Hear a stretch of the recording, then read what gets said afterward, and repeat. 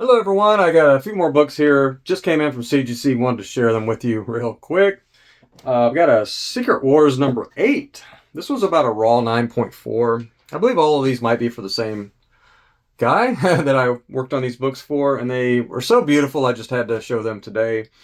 This one, I think all of them but one were about near mint condition when I got them, so they just needed really just cleaned up, pressed and all that good stuff. There wasn't really any major repairs that needed to be done to these books, which is always nice. So yeah, I think all of these, I'll just say they're raw 9.4s, except for the one we'll talk about here in a second. So yeah, got 9.8 on the first one. I think these were 9.85s. These things were, some loose graders might have gave these 9.6s or 8s without me even working on them. But yeah, to solidify the grade, you definitely still want to get your books cleaned and pressed.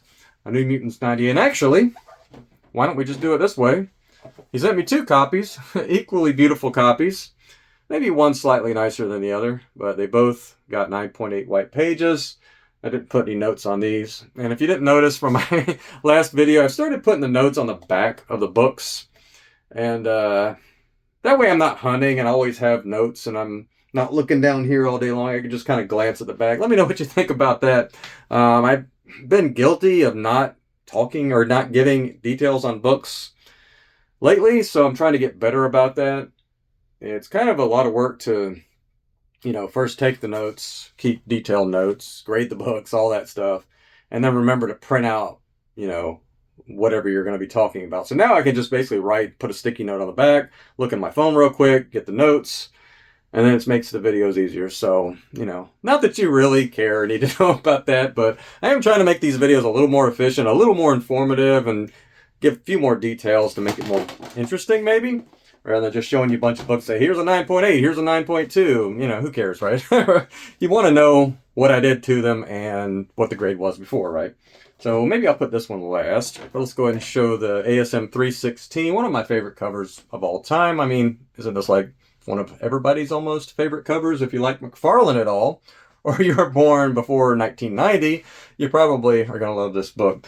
So, ASM 316, it's the direct version. Not really, the reason I don't have notes on these individual books beyond just the initial grade, which I thought was about near mint, it's just there wasn't really a whole lot to talk about.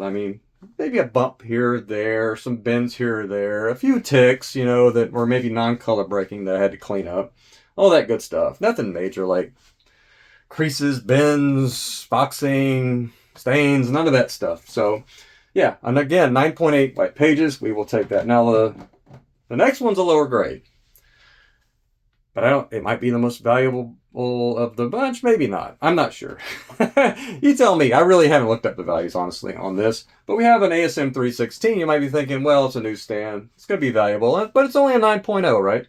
But it is, if I can get this to focus, maybe you can see that. It is the Mark Jeweler version, variant, which were basically sold on military bases, that type of thing. So generally, it's hard to find ultra high grade. So anything 9.0 plus of any copy of a Mark Jeweler's is going to be pretty rare, hard to find. So, sales are so sporadic, you never know what it's going to go for. So I have no idea. I don't know if the owner's even selling this book. But it doesn't matter. It's still a really cool book. But it probably took me longer to do this one book than it did all the other ones combined, I would say. Because it was beat up pretty good. Major bends, creases. It was loved. It was bought on a military base, probably thrown in a military backpack, probably carted around the world, which is really, really, really cool, right? Who knows where this book has been? Could have been in 50 countries. We just don't know.